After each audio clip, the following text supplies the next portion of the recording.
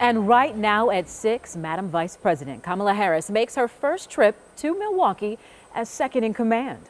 The Vice President's main stop was in Glendale at UW-Milwaukee's Clean Energy Labs. Now, my co-anchor Charles Benson spoke with the Vice President one-on-one. He joins us now live. And Charles, what did she have to say?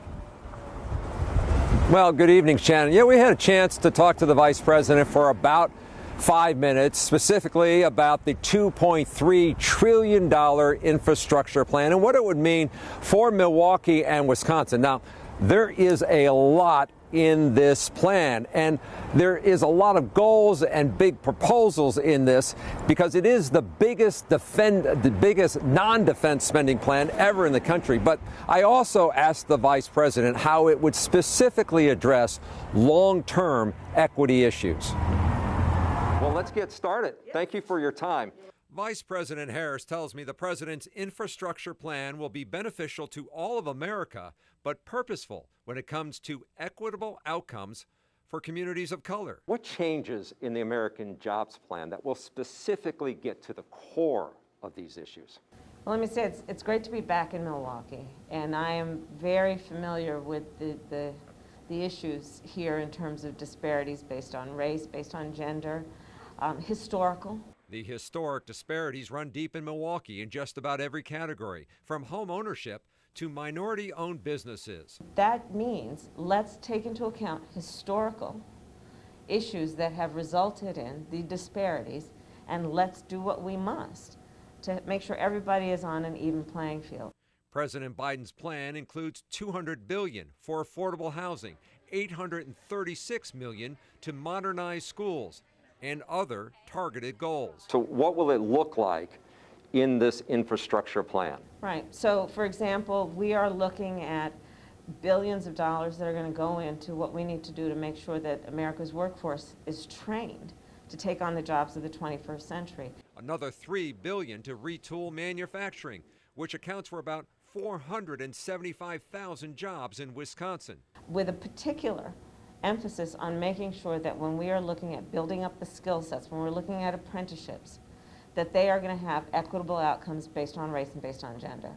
To help pay for it all, big businesses across Wisconsin would be asked to pay a higher corporate tax rate, now at 21%, to perhaps 28%.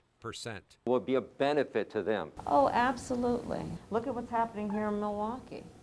Look at what's happening in terms of an investment in solar, in terms of battery, and what is happening in terms of wind turbine. That's happening right here at the University of Wisconsin-Milwaukee. And that's the kind of work we are going to invest in. Now, when it comes to roads and bridges, the president's plan invests $600 billion. He wants another $111 billion for clean drinking water and $100 billion to increase access and affordability for the internet. Now, after the vice president departed here, we did catch up with some of the UWM engineers who were here to tour or give a tour to the vice president. And one professor talked about how excited the vice president was with what she saw here. We're absolutely impressed with the follow-up questions and the understanding that she had.